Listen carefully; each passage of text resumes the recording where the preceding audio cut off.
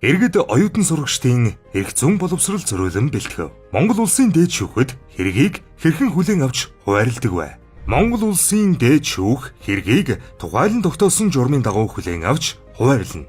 Уг журам зохицуулснаар бичиг хэрэг өргөдөл гомдол хариуцсан шинжээч хяналтын шатны шүүхэд хандаж гаргасан гомдол прокурорын эсэргүүцэл бүхий эрүү, иргэн, захиргааны хэргийн бүрдлийг шалган хүлээн авсан даруйд тус тусын файлд ирсэн дараалал нь жагсаалт үүсгэн бүртгэнэ. Бүртгэсэн даруйд шүүхийн дардас даран хүлээн авсан он, сар, өдөр, цаг, минут бүртгэлийн дугаарыг тэмдэглэж 7 хоног тутам холбогдох танхимын тэргүүний туслахад хүлээлгэж өгнө. Хэргийг хүлээн авсан туслах мөн тэр даруйд жагсаалтын дарааллын дагуу он, сар, өдөр, цаг, минутаар бүртгэлийн дэвтэрт бүртгэн танхимын дардас дарж танхимын нийт шүүгчийн хуралдаан хариуцсан ажилтнанд хүлээлгэн өгнө. Ийхүү хүлээн авснаас хойш 21 хоногийн дотор танхимын нийт шүүгчийн хуралдаанаас тухайн хэргийг хяналтын шатны шүүх хуралдаанаар хилцүүлэхээр шийдвэрлсэн даруйд танхимын тэргүүний туслах нь нэгдсэн системд оруулна. Хэрэг хуваарлах систем нь санамсаргүй,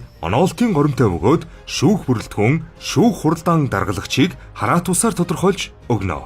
Энэхүү хэргийн хөдөлгөөний удирдлагын системийн хэвийн ажиллагаа, нууцлал, аюулгүй байдлыг шүүхийн ерөнхий зөвлөөс хангаж хяналт тавьж ажилдаг ба системийн оноолтыг захирамжаар баталгаажуулсныг журамд тухайлан заасан хүндэтгэн үзэх шалтгаангүйгээр хэнч солихгүй, өөрчлөхгүй. Тиймхүү санамсаргүй оноолтоор хуваарлсан хэргийг хяналтын шатны шүүх хуралдаанаар 30 хоногийн дотор хянан хэлэлцэнэ. Монгол улсын дээд шүүхэд хэрэг хүлээн авах хуваарлагтай холбоотой журмыг бүрэн ихээр нь уншихыг хүсвэл www.supremecourt.cg-ийн албан ёсны цахим хуудсанд хандаарай.